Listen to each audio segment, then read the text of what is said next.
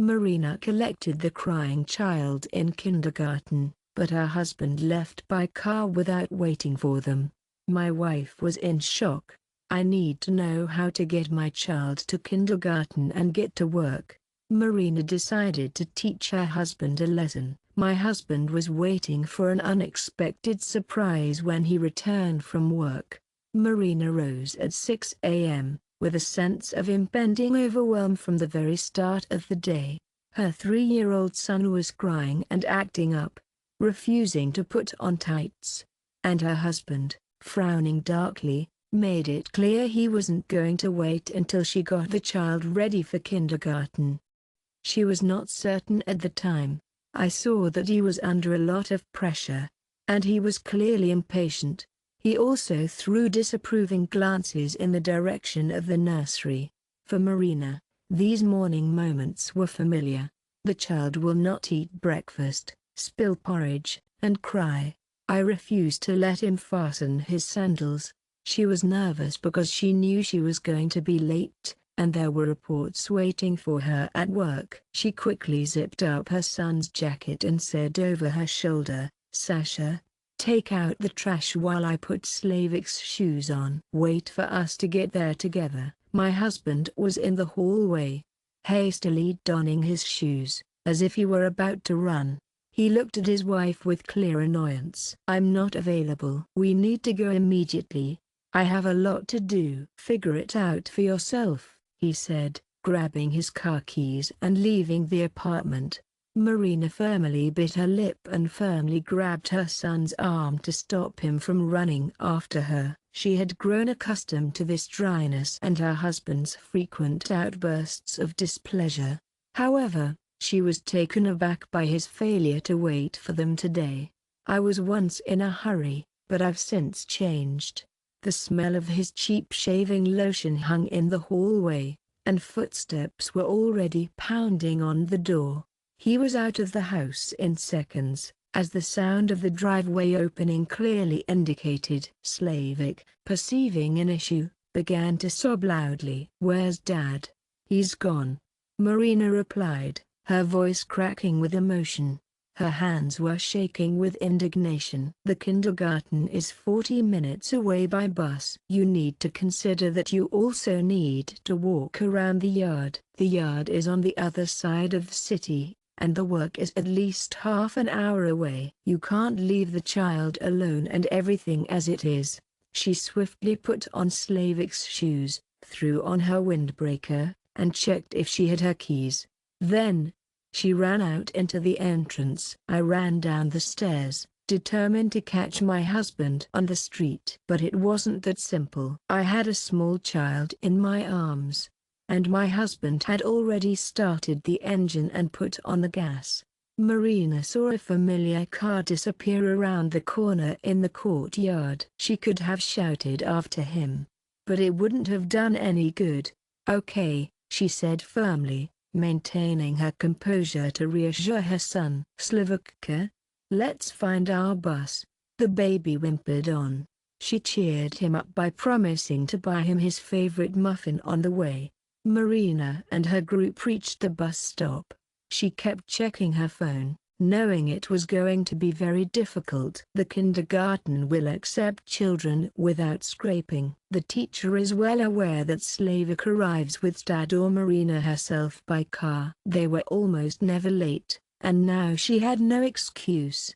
"I had to get to my own work."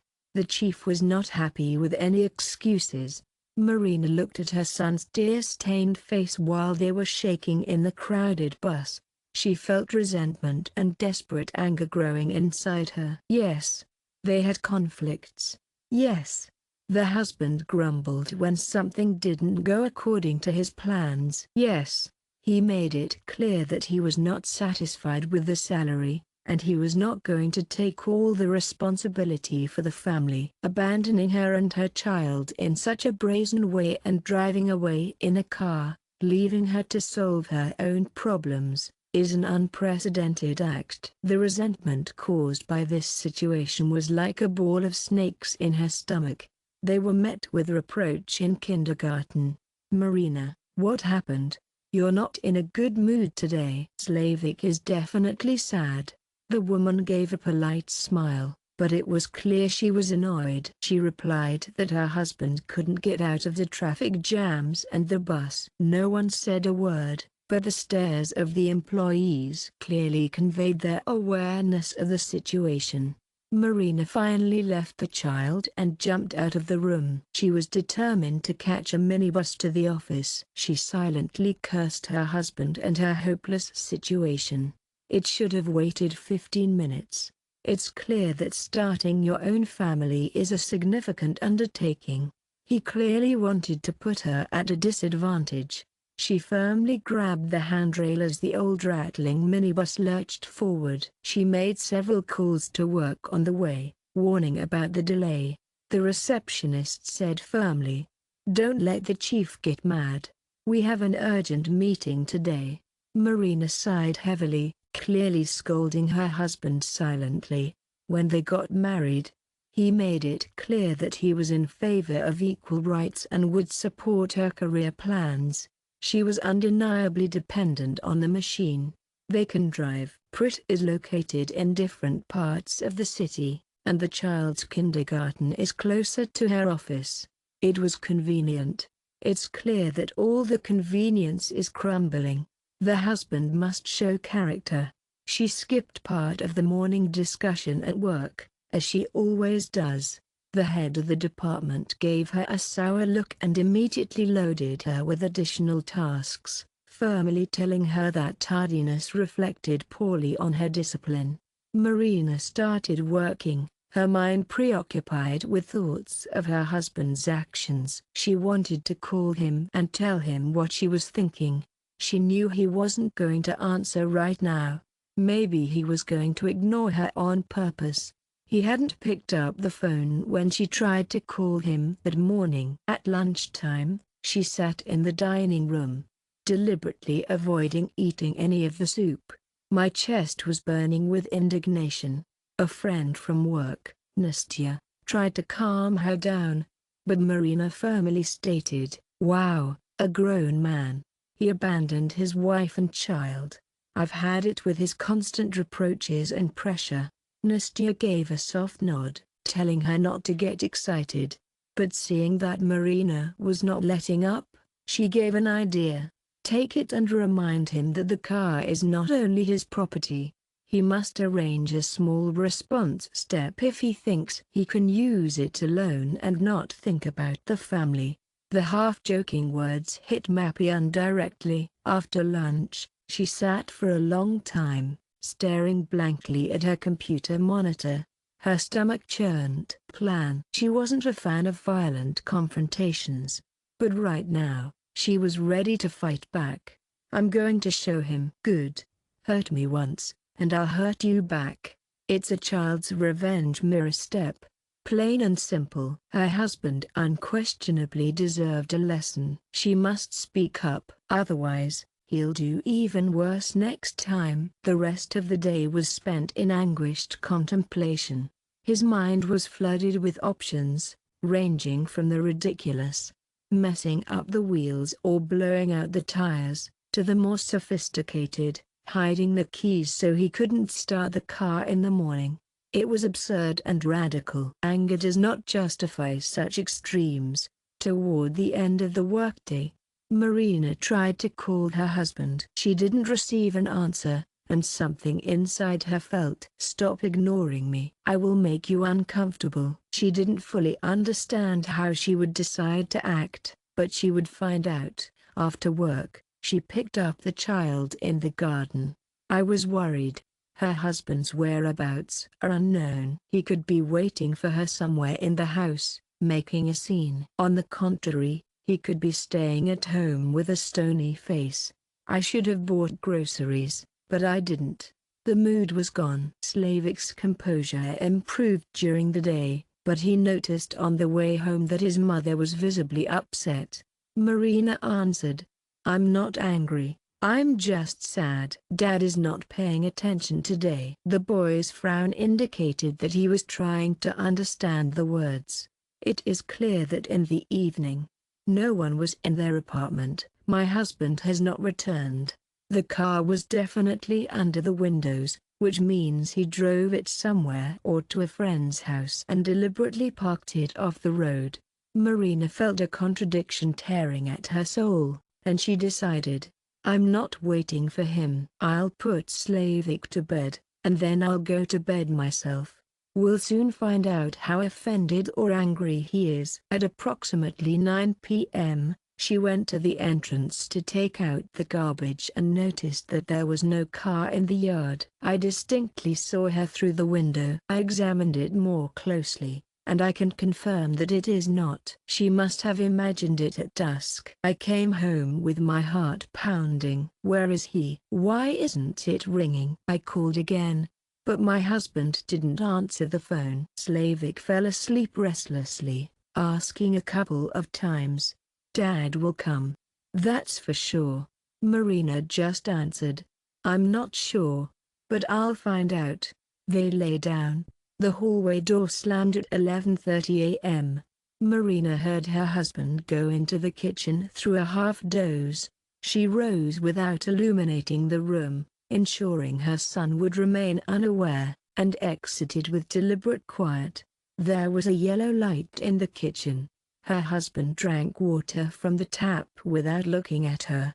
His face was contorted into a grim frown. Where have you been? She asked firmly. He confidently greeted people. Work. Tell me. There is no need to report back. Go to sleep. I'm going to bed. She felt her insides flare up. You don't have to. He thinks he can behave however he wants because he's working. Marina made the decision not to stir up a scandal at this time. She didn't say a word. She went back to her bedroom and slept restlessly all night, waking up to every sound. My thoughts swirled. We're not close anymore. It's clear that there are a lot of misunderstandings. It's obvious that waiting for him to understand is a waste of time. My husband was ready for the day when the alarm went off in the morning. He was already dressed and standing in the hallway. Slavik was crying in the nursery, clearly anticipating a repeat of yesterday's scene. Marina leapt up, seized the child, and rapidly started it. Dress, while seizing the moment. Perhaps the husband will still wait. He looked at his watch and said definitively, I have an emergency. I can't stay late. He didn't wait for an answer. He left the apartment. Oh, so, Marina hissed, fueling her resentment from yesterday. She made a promise to herself, she would never forgive herself for that outburst again. The husband repeats it without showing any remorse. She had no choice but to drag her crying son to the bus stop again and then board a crowded bus, which would take another 20 minutes. The teacher also said that we need to buy Slavik a suit for the matinee today. Everything came together at once. Marina was close to tears, but she made it to the office and discussed the work with her colleagues. In the process, she made a definitive decision.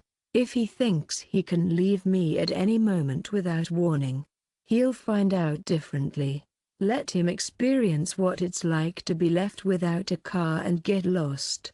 Just like I do every morning. She spent all day working out the details of her plan.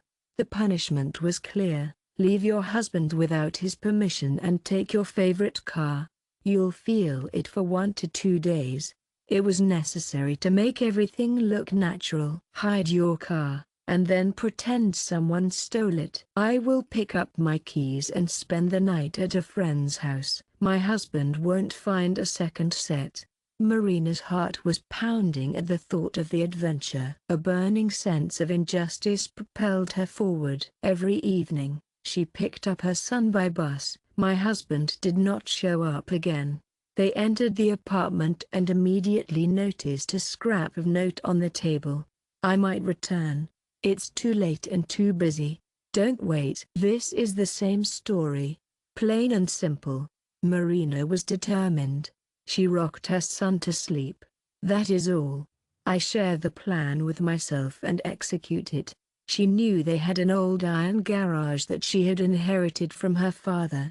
It is clear that no one had kept a car there for a long time. My husband made the decision to leave it right outside the house. There were definitely still some tools inside the garage at the entrance. The castle is strong. It's cold in winter, and the walls are rusty, but it's generally sound. The key to the gate is in the hallway.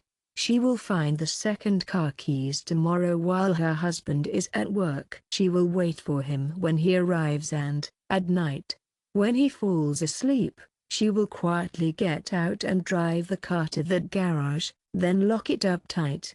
The husband will undoubtedly find the car missing when he rushes out into the yard in the morning. I'll see how he gets started and if he can remember what it's like to be without a life-saving transport. He will understand how painful Marina was in the last few days. She was scared. If the husband calls the police because he can't find the car, it will be revealed that it is her. You can pretend you don't know where it went. It was probably stolen. I made him run. I made him nervous. I made him wonder if it wasn't too cruel. Marina resolutely dismissed this doubt, remembering yesterday's insults. She knew she had to fight back. Otherwise, he wouldn't understand. She felt in her heart that otherwise, they simply wouldn't be able to stand this constant humiliation. The next day, she took time off from work in advance, declaring that she had not lied about anything in kindergarten. There was such a name. I hurried to the yard in the late afternoon, and their car was parked there. As usual, my husband wasn't home, but there was definitely a car. She took a quick look into Taicho's entryway.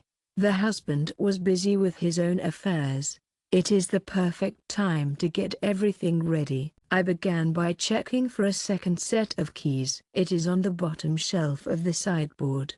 I knew the key to the old garage was here, in a jar of change. Her heart was pounding so hard that her hands were sweating. Slavik came in and asked Mom directly what she was looking for. She smiled.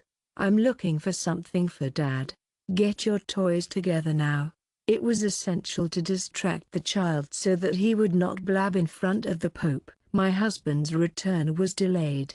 Marina prepared dinner, fed Slavik, and put him to bed. She thought, I must not miss the moment when he parks the car at the entrance and goes to the apartment himself. She looked out of the window at around 9 p.m. Their black car indicates that the husband is already inside the house. He came back, clearly irritated, and dropped his bag in the hallway before going into the bedroom. Marina gathered her things quietly, ignoring the urge to make any elaborate plans. She gathered gloves to avoid leaving dirty footprints and a mobile phone for lighting. On an 11th, my husband came out of the bedroom to get some water. Marina was sitting in the kitchen, flipping through a magazine without looking up. He walked past me, silent, then slammed the door shut, blatantly ignoring me. This allowed Mumbai to take action. She made sure he was in bed and then waited 20 more minutes to make sure he fell asleep. She took a second set of keys from the cupboard, put them in her pocket, dressed warmly, went into the hallway, put on light sneakers, and put on a coat. She did everything very quietly. Slavik sleeps, and my husband sleeps. My heart pounded as I carried out my plan. She shivered outside. The night was cool, and the car looked like a black hulk in the light of the few streetlights. Marina swiftly surveyed her surroundings. I can assure you that none of the neighbors are stuck in the windows. I went to the car and pressed the unlock button. The alarm beeped briefly, and she swore under her breath. The husband suddenly hears, but probably sleeps too soundly. Marina jumped into the driver's seat. I started the engine and got comfortable with the car, even though I hadn't driven it in a while. Then, I remembered. I drove the car out of the yard, being careful not to make a sound. The garage was just a 10-minute drive away. The night is empty, the city is asleep. She stared intently at the dark streets. confidently anticipating how her husband would rush out of the apartment tomorrow, fail to find the car, and start calling her. Undoubtedly, she would make a face. "I don't know, but I'm pretty sure it was stolen." She was still a little afraid of the consequences, but she had made her decision and she couldn't go back. She reached the right alley and stopped at an old, rusty gate. She got out and, with shaking hands, inserted the key, checking to make sure it hadn't jammed in so long.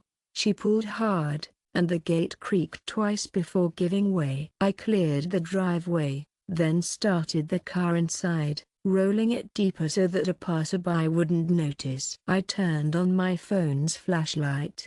I saw the dusty corners and my father's old fishing gear. Put something under the wheels to prevent them from getting dirty. I saw it, but I decided, forget about it. Leave your car here in the morning. I deliberately left the warning lights on, then turned them off. I took the keys out of the ignition and sat there for a second, coming to my senses. I was not quite sure what I was doing. I got out, closed the gate, locked the padlock, and pulled it to check. The car is completely concealed. I had to walk back. The night quarters were creepy, but it was all right. In half an hour, she reached her yard and went up to the apartment, trying not to attract attention. Silence. My husband definitely didn't wake up. Marina took her off her shoes and went into the bathroom to wash her face. I saw my face in the mirror. It was flushed with adrenaline. "Let him try to feel in my shoes," she asserted. The night was a rough one. She woke up at every sound, certain that her husband had gone to the car and not found her. Now, he was going to burst in screaming. That did not happen. At last, she fell asleep by dawn and missed the alarm for 3 minutes longer than usual. It made her jump to her feet, terrified. I looked, and my husband was in bed, but he moved. Marina hurried to dress Slavik. My head was pounding. It will be revealed as soon as he goes out into the courtyard. He 100% will come out because he needs a car like her on such weekdays. My husband stood up and pulled on his pants. Then asked in a gruff tone, "I want to know if you made me breakfast." Marina stated firmly that porridge was on the table. "Warm it up." I stood by the kitchen window and looked down. The courtyard is not empty. She didn't have time to catch her breath before a voice rang out in the hallway. "I need to know where the car is. I'm almost to Opel." Marina knew it was started when she left the kitchen. Her husband's gaze was fixed on her. His face was flushed. Slavik was still in the room, so he didn't hear him. She feigned surprise. "It is in the parking lot. You came in late last night and put it up at the entrance." I put it down. My husband clutched his head. "I don't see anything. It was probably stolen." "What do you mean, stolen?" Marina knew she was playing too theatrically. "It is impossible." "Come and see," he snapped. "Empty. It's completely empty." She threw up her hands. "That's completely irrelevant. It's likely that one of your friends took you for a ride." "Are you crazy?" My husband took hold of the phone. "We must call the police." Marina shivered. "That was a risk. The police will certainly have questions, and if they suspect the whole thing was staged, there will be trouble." My husband was already dialing the number. A minute later, she heard him. He sounded nervous. "One explains that the car disappeared right out of the yard. It's clear that everything is locked for the alarm." Marina could have intervened and asked him to wait, but she knew that would give her away. I watched intently as he made arrangements for the arrival of the duty squad. Marina dressed Slavik and sat down with him in the corridor while her husband ran around the apartment. The son demanded an explanation for his father's outburst, and she provided it. "It's Daddy's car, and we'll find it." Her soul was undeniably shrinking on the inside. My husband would be getting dressed and taking them away now if there were anywhere to take them. Go through my ordeal yesterday, she demanded. You will understand. 2 police officers arrived at the house shortly thereafter. The husband instructed Marina to stay home with the child and went with them to the yard. From their voices, she could hear them asking the usual questions: where were the keys, the ignition lock, the alarm, and whether there were any conflicts. Her husband's anger was clear and unmistakable. Marina understood the risk, but she was also confident. This is precisely the stupor she experienced in the last couple of days, when she couldn't figure out how to interact with the child. My son has already started misbehaving. Will be late for kindergarten, he whined. I told her directly that she would quickly gather herself and lead him. My husband returned from the yard, and his face was gone. He quit. The police drew up a report. They'll put the car on the wanted list. This is a nightmare, he added, looking at his wife with a sarcastic expression. Congratulations. You can go without a car, just like you wanted. Marina remained silent. She saw that he was worked up to the limit, and she was not going to continue the scene. He burst out in rage when he realized he still had to go to work, even by taxi. Pay for a taxi. We bought the car to avoid suffering. I have no intention of doing that. He quickly got dressed and left the apartment without looking at Mapan. Marina heard him clearly. He was calling a taxi and cursing. Tears stung her eyes. She clearly wanted to do it, but it was all a bad show. The rest of the day was tense. Marina convinced her boss to take a couple of hours off from the hum, then took the bus to take Slavic home. I thought about what would happen next on the way. The police are looking for something. This will turn into big problems. We should return the car in the evening. We'll say someone left it. Questions will certainly arise. I've trapped myself. At lunchtime, her husband texted her. The police have not yet found anything. I drive a taxi all day. I hope you're happy. The words caused a physical reaction in her. He is certain that someone deliberately set him up. He knows something. She didn't answer because she couldn't justify herself. She was certain that she would say something wrong. In the afternoon, her anxiety increased. The husband will report the theft to the insurance company. If they have CAS, they will conduct an expert examination and find that there was no hacking. There will be accusations of fraud. Marina knew that a normal conversation with her husband was necessary. However, she was determined to wait a couple of days for him to feel the discomfort.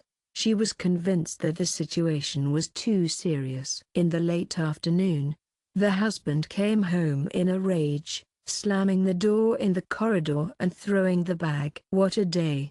I ran between calls and gave taxi drivers a wad of money. I want to know if you're even interested. Stop it now, he commanded. Marina steeled herself.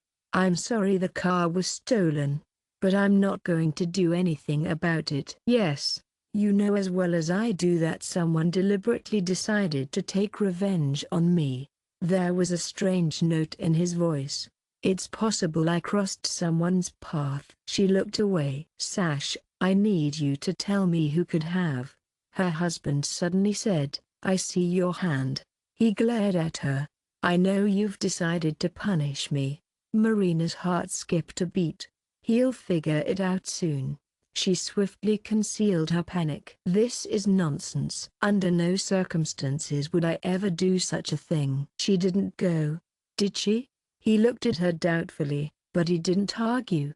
He must have doubted his suspicions. The police are arriving tomorrow to ask more questions. I don't want to hear any lies. The conversation ended there. The husband stormed into the room and slammed the door. Slavic felt the tension and immediately hugged his mother's legs. Marina firmly shook her head. I had to ask myself, what the hell was I doing here? I know for certain that he would never have realized how much it hurt me when he left us if I hadn't confronted him. It will lead to something. She was exhausted all night, and in the morning she received a text message from a colleague. The message said that her boss was calling her to a meeting and asking her not to be late. I gathered my thoughts, walked to the bus, and took Slavik. The husband was angry again, as expected. He called a taxi and swore. He demanded to know when the police would find his car. He made it clear, these are solid debts. They will find her. There is no other possibility. Marina found it difficult to watch him erupt in rage, but she remained resolute in her silence, thinking, let him suffer a little. I'm not giving up. I was also curious. The police went to their garage. Hardly anyone would have guessed. They are already standing under the gate. She was determined to return the car to its place discreetly, but she was afraid that her husband might catch her red-handed. In the afternoon, she learned that my husband had found their car in the middle of nowhere. My heart skipped a beat. It came out on its own. It was simply her imagination. She made it up. Let me be clear, no information was received. In the late afternoon, when she and Slavik returned home, her husband was in the apartment talking on the phone with someone he knew. Yes, my wife may have arranged it, but I have no proof. We will wait for the police to withdraw.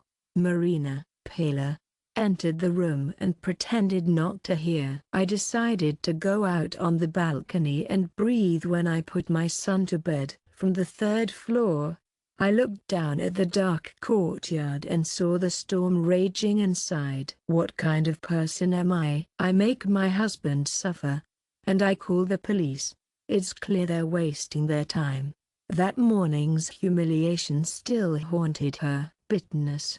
He will understand now that you are not insensitive. Marina spent the evening thinking about these thoughts. An unexpected phone call from an unknown number rang in the morning. A woman's voice answered. She introduced herself as a police inspector and stated that she had some clarifying questions for Mapoon. Marina must remember if she saw any suspicious people near the car that evening.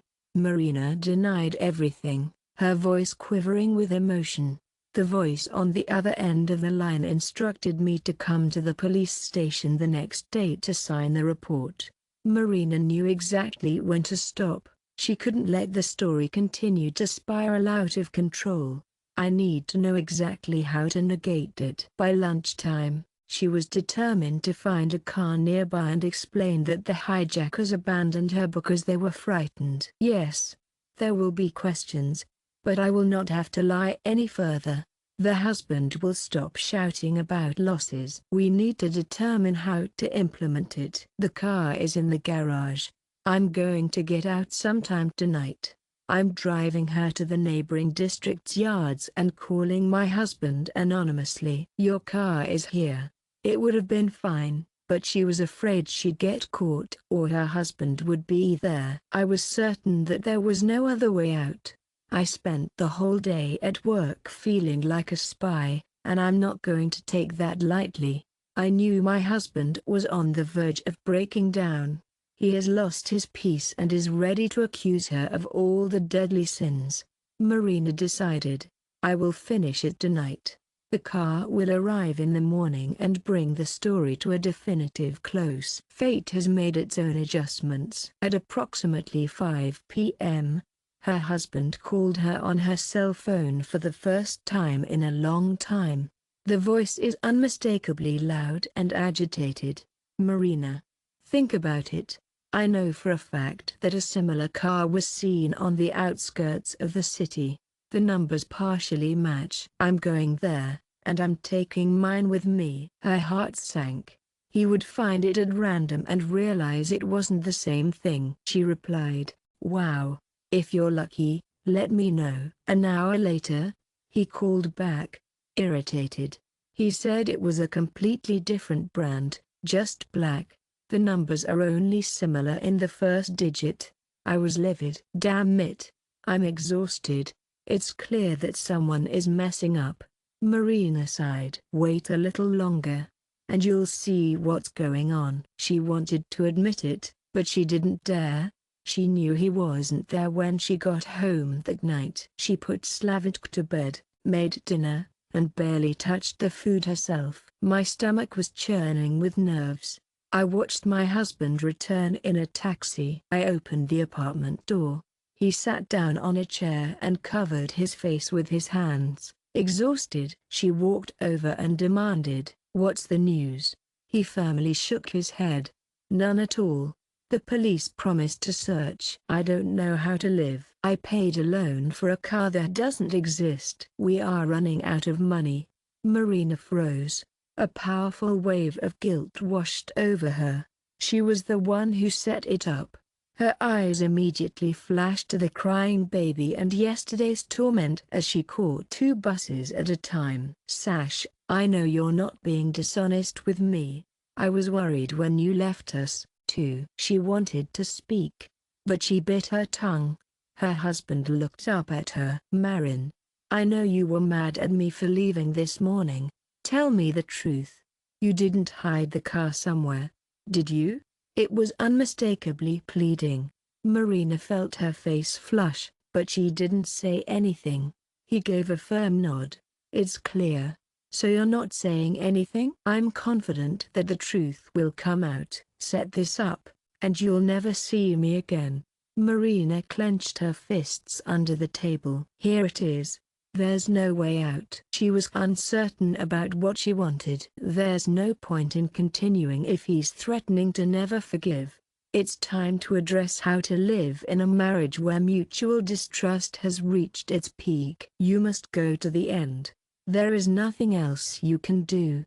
She was determined to pick up the car from the garage at night and drop it off in the yard. She would call her husband to find it. He went to bed around 11, and she waited until everything was quiet. Then she went to the bathroom, changed into comfortable clothes, and checked that the second set of keys was with her, as well as the key to the garage. She had everything with her and slipped out into the corridor. It is in the soul of fear and stubbornness. The street was empty. I reached the garage, opened the lock automatically, and smelled a faint smell of dampness. The car was parked exactly where it was yesterday, under the rusty beams. Marina stood in front of the hood, looking at her victim. She felt a strange mixture of triumph and longing. "My friend, you go somewhere else so your husband can find you, and I'll pretend it was he who found the trail on the racer." She entered the car and attempted to start it, but the car did not respond immediately. My heart sank. "I will spill it on purpose." The engine started on the second attempt. She drove to the place she'd planned in her head, pulling out of the garage and closing the gate behind her. The area behind the shopping center is a desolate wasteland. There are no people there at night. In the morning, a police squad can pass by and find a car. The journey took 15 minutes. Marina felt her knees tremble. I stopped at traffic lights 5 times, certain that the police would drive up next to me and recognize the car on the wanted list. Everything went smoothly. She parked it in a dark corner near a ramshackle fence, left it on the handbrake, turned off the lights, and took out her phone. She'll call her husband from an unknown SIM card that I hid and bought in advance, and say, "Your car is here. Take it away." It turns it off and discards the SIM. But I stopped myself. It's better in the morning, otherwise, it'll break into the night. After careful consideration, I have decided to go home and figure out the rest of the route. She took a step away from the car. Her phone vibrated in her pocket. The husband appears on the screen. Her heart pounded as she swiftly surveyed her surroundings. She picked up the phone, even though it was dark. "Marin, I apologize. I was just thinking. The police confirmed that the car was likely driven to another area." "Tell me where you are." "I went out for a walk," she declared. "Now is not the time for jokes. Come back when it is." "I apologize. I was being selfish." Her legs felt weak. I said to him, Sash, tell me where this is coming from. Yes, I realized that things had gone too far. I know you set me up on purpose. I hope you didn't stoop to that. I know I was unfair to you, he said firmly. I distinctly recall what I did this morning when I left you. Marina is right. He should have said that earlier. Then she wouldn't have been making a scene in a dark alley, not knowing whether to laugh or cry. I'll be right back, she said, then hung up. It was even more painful now. The husband has repented, but the wife is clearly still deceiving him. But what's done is done. The car is parked here. I'm going to tell him right now. Come and get it.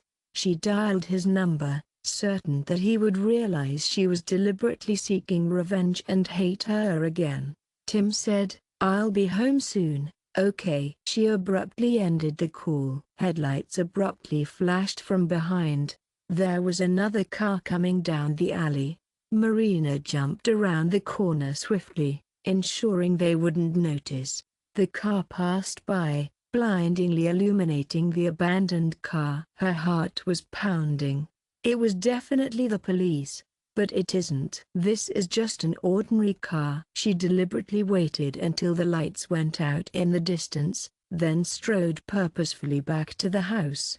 I arrived at 1:30 a.m. My husband's sleep is clearly disturbed. I went out to her. His gray eyes reveal a hidden tension. What kind of walks?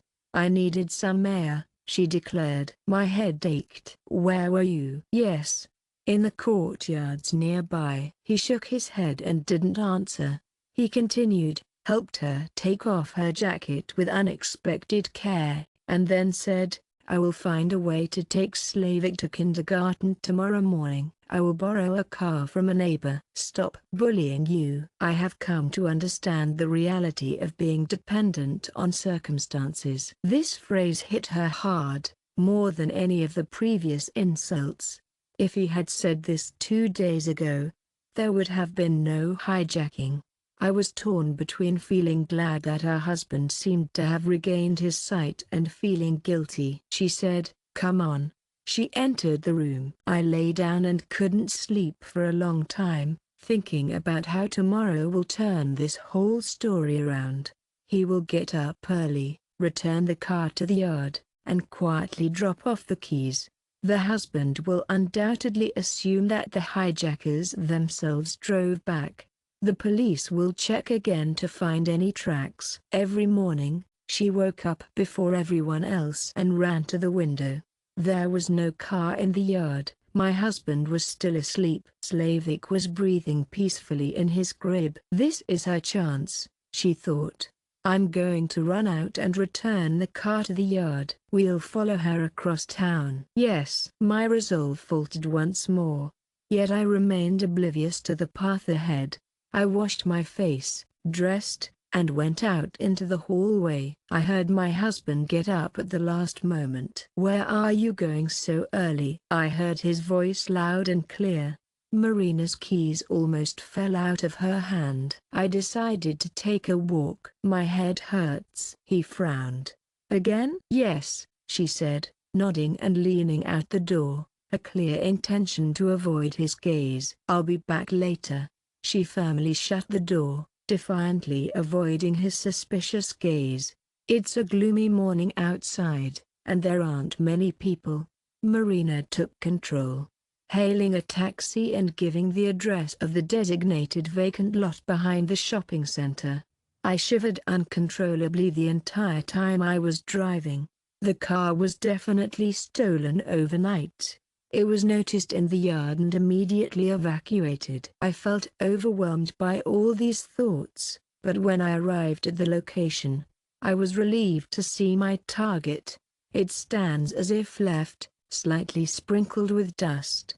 The taxi driver left, and she ran over and checked that everything was in place. I restarted the engine, drove slowly out of the alley, and left the car in the courtyard of my home. She will come up and pretend. Sash, look, that's our car.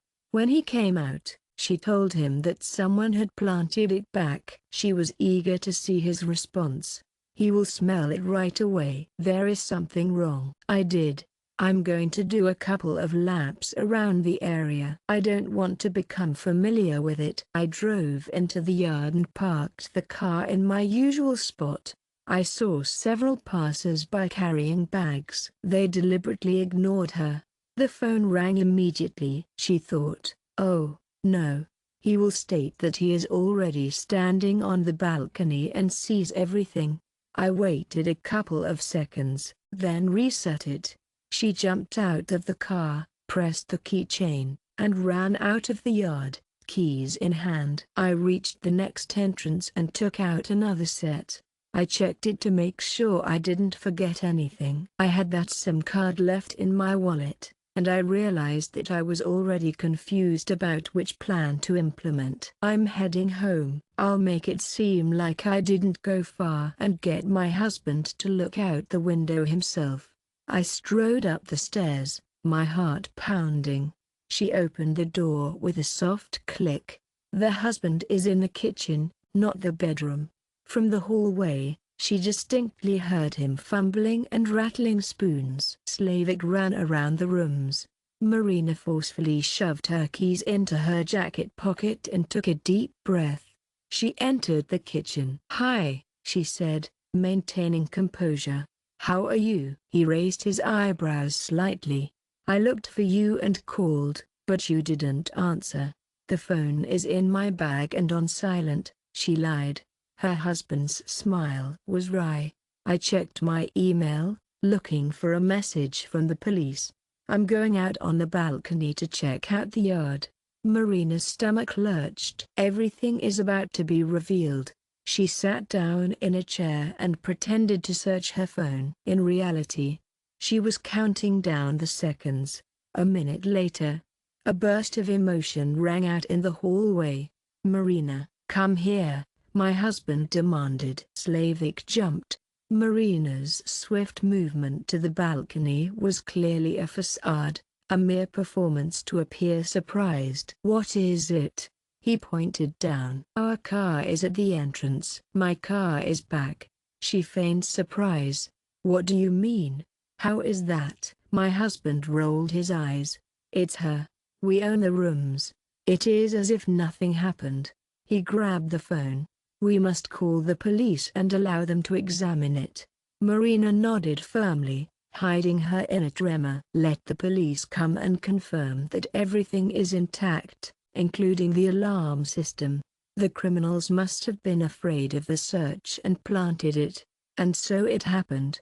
Half an hour later, the outfit arrived and inspected the car. There was no sign of forced entry. My husband expressed bewilderment. "It's obvious they didn't know how to get her started." The police just shrugged.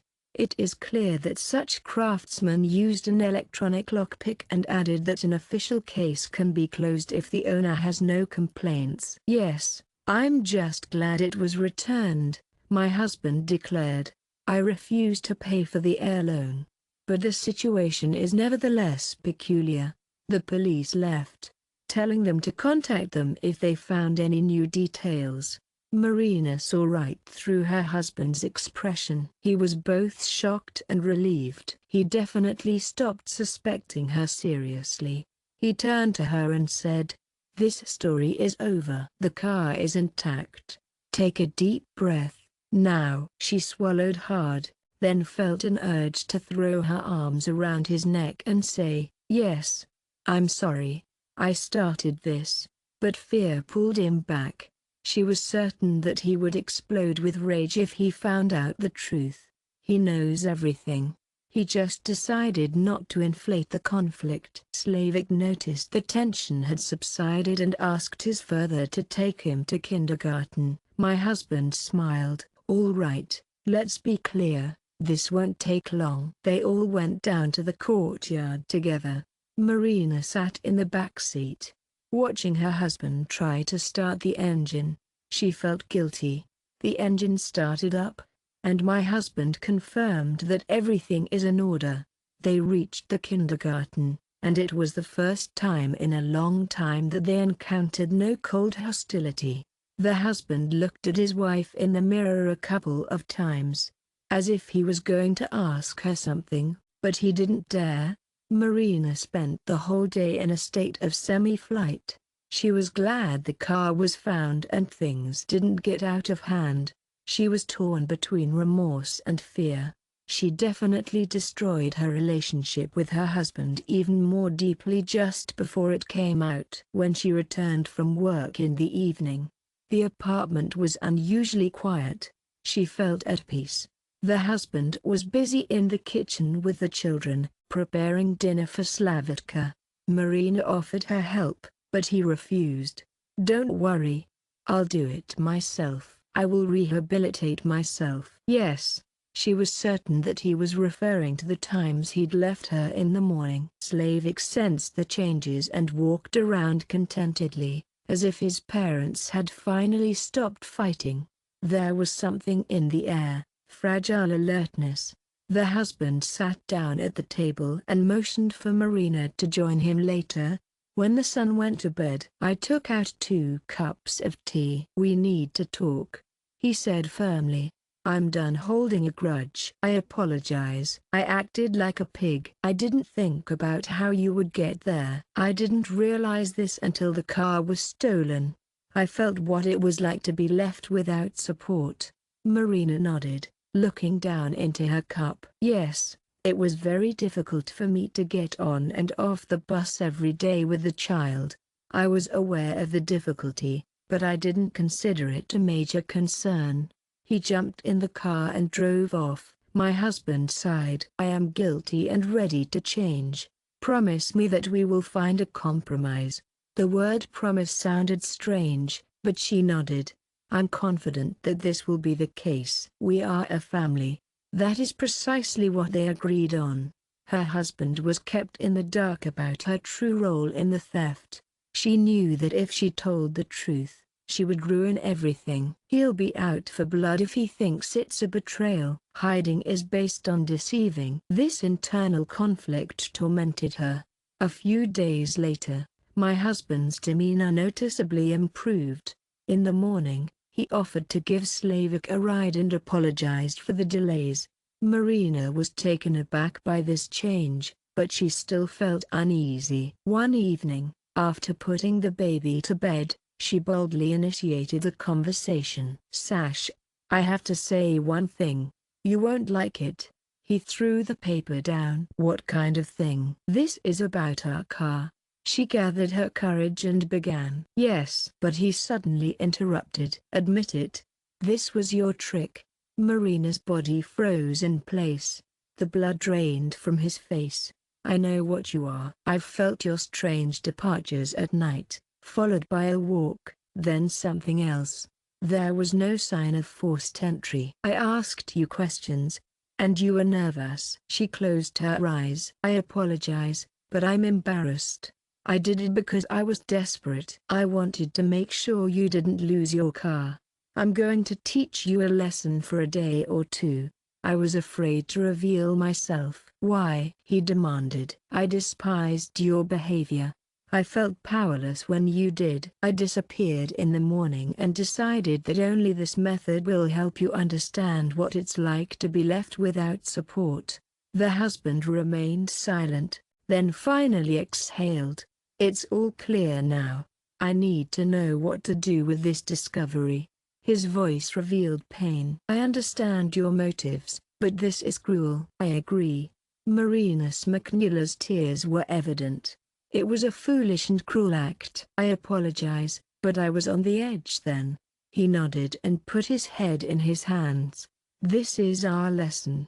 You've learned that you can do bad things with a hot guy, and I've learned that you can't be indifferent to your wife and child. Let's leave it in the past. Won't you leave me?" I blurted out. He smiled bitterly. "Our family is teetering on the brink of trust. If we want to salvage it, we must learn to negotiate without extremes." Marina lowered her gaze. "I will save it. I'm also asking you to pay more attention to my needs. I will speak up when I'm feeling down." He leaned back in his chair and closed his eyes. "That is correct. They went straight to Slavik's room, saying nothing to each other. The boy was smiling in his sleep, and Marina was certain that he would grow up in a family that would no longer pretend to be at war. She leaned into him, and he put his arm around her shoulders, though a bit stiffly. They had another difficult conversation in the morning. This time, there were no lies or harsh accusations. It was evident that the wounds wouldn't heal swiftly. Yet they were determined to move forward together. They knew it was for the child's sake, and it was also in their own best interest to do so. United by their shared experience, they were now a family, and they were resolved to move forward together. Marina was certain that the ending of this conflict would not be a happy one. She refuses to take revenge.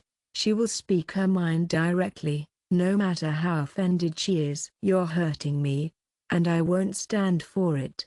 We will decide this together. And this dialogue will save their marriage. You don't have to hide the bitter truth behind the scenes of ridiculous hijackings." In the evening, they all went to the store together to choose a new backpack for Slavit. The husband asked Marina to help him choose a pair of shirts for work. He clearly wanted to make up for the past. He asked her opinion and joked with the child. Marina felt a warm wave of hope, even though the tension hadn't completely disappeared yet. Slavik's laughter when his dad picks him up is a sign that a new chapter in her life is beginning. She knew that by the end of this long and bitter story, they had finally come to some truth. It was possible to build a family in which both would respect and cherish each other. That night, she moved directly over to her husband's bed and placed her hand firmly on his shoulder just as she was going to bed. He twitched slightly, but he didn't pull away. "We'll manage," Anna asserted. "Really?" He firmly squeezed her fingers without saying a word. That was the main answer.